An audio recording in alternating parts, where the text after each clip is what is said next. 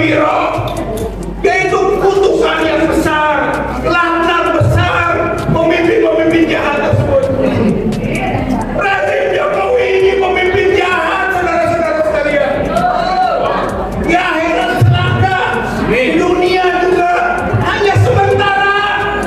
Besok lusa jatuh dia, saudara-saudara sekalian. Kita akan dorong ke proses-proses yang semestinya. Tangkap, adili. Insya Allah, Allah bersama kita. Insya Allah bahwa perjuangan akan sampai pada ujungnya. Jangan putus asa, jangan kecil hati, jangan skeptis.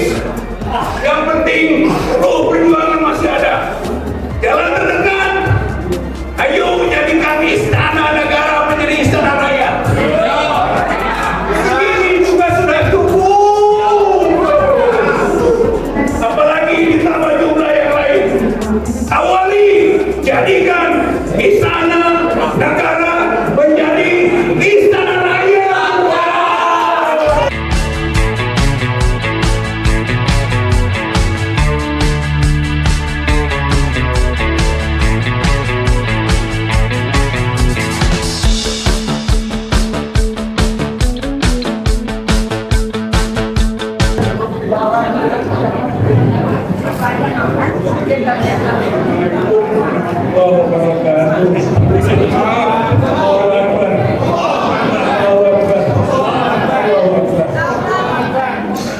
Para pejuang kebenaran dan keadilan yang saya hormati, alhamdulillah kita berkumpul dalam rangka konsolidasi kekuatan masyarakat, kekuatan umat, kekuatan rakyat untuk menurunkan, untuk memakzulkan, untuk menggulingkan Jokowi dan mendorong untuk terjadinya segera penangkapan Jokowi, sekaligus juga proses peradilan Jokowi dalam rangka mempertanggungjawabkan segala dosa-dosa politiknya terhadap masyarakat, rakyat dan umat.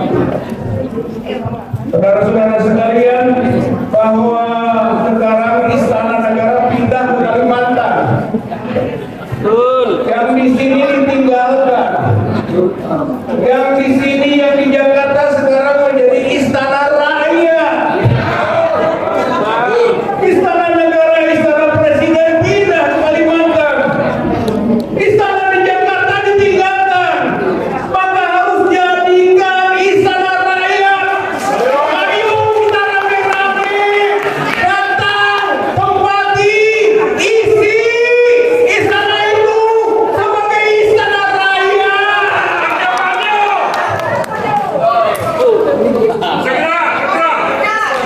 Yang kedua, kemarin itu 18 hari konstitusi kita ditipu, kita dibohongi, kita dibodohi, seolah-olah hanya hari konstitusi, padahal 18 Agustus itu hari ideologi. Pancasila ditetapkan 18 Agustus, Undang-Undang Dasar 45 tanggal 18 Agustus. Jadi 18 Agustus itu hari konstitusi dan hari ideologi. Jokowi menipu kita, seolah-olah hari ideologi 1 Juni 45 katanya kelahirannya. Setiap 1 Juni disebut hari ideologi. 18 Agustus hari konstitusi. Kita ini dibodohi, tidak bisa dipisah-pisahkan. Pancasila itu fundamental norm, kata Hans Kelsen dalam sumber bau teorinya. Disebut juga norm, kata Hans Kawiaski. Artinya Pancasila itu fondasi. Dan dalam konteks kenegaraan, bahwa Pancasila sumber dari segala sumber hukum. Sebaliknya, sumber dari dari segala sumber masalah, namanya Jokowi. Tapi Jokowi itu versusnya Pancasila, saudara-saudara sekalian. Kalau kita mau bela Pancasila, turunkan, tangkap, adili Jokowi. Itu konsekuensinya. Jokowi itu merusak negara, menghancur hukum. Hukum jadi alat kekuasaan, hukum jadi alat penyanderaan, hukum untuk menjadi sarana penindasan rakyat. Regalanya dia telah menghancurkan hukum. Jokowi menghancurkan politik, nirmoral, menghalalkan segala cara, ingin memperpanjang kekuasaannya. Berarti dia menghancurkan politik akal sehat, politik moral, politik etis, politik berbasis ideologi yang telah disepakati Pancasila ini.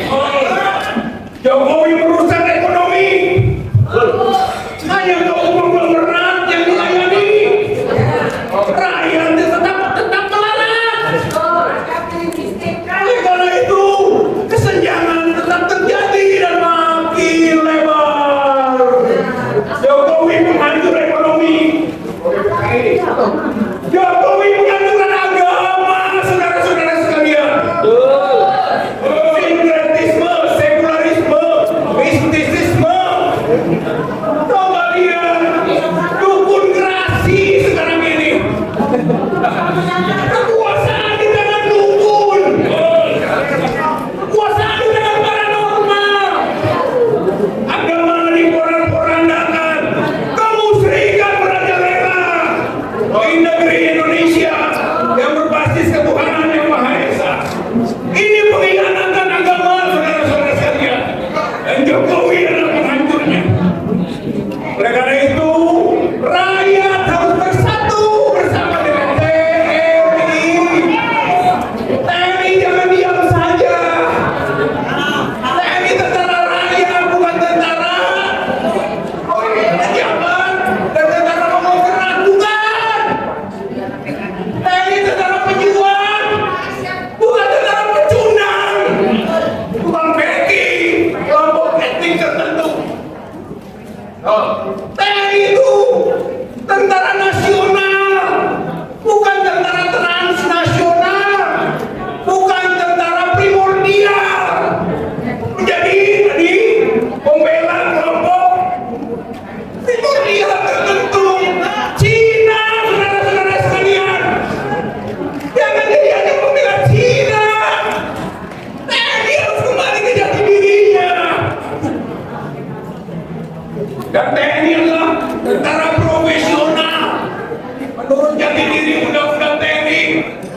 Oleh karena itu, jangan transaksional, jangan komersial, ayo profesional. Ini tantangan rakyat untuk bersama-sama TNI mengembalikan lagi ke ideologi dan konstitusi yang diinginkan oleh the founding fathers. Nah, saudara-saudara sekalian, opsi yang pertama yang terdekat, ayo rame-rame kita turunkan Jokowi. Yang kedua, tangkap Jokowi. Yang ketiga, adili dan sampai ke proses hukum. Dan kita yakin atas dosa-dosa politiknya, Jokowi harus dihukum. Harus. Pengikut-pengikut Jokowi itu orang-orang bodoh, orang-orang terlaknat. Dan nanti di akhirat dia merasa rugi dan menyesal. Baca Quran surat Al-Ahzab 67-68. Wa qalu Rabbana inna ata'na sadatana wa kubarana fa'adawna sabila. Ya hai Allah, kami menjadi pengikut-pengikut setia pembesar-pembesar dan pemimpin-pemimpin kami. Dan pemimpin pembesar itu menyesatkan kami. Ini penyesalan para pengikut dan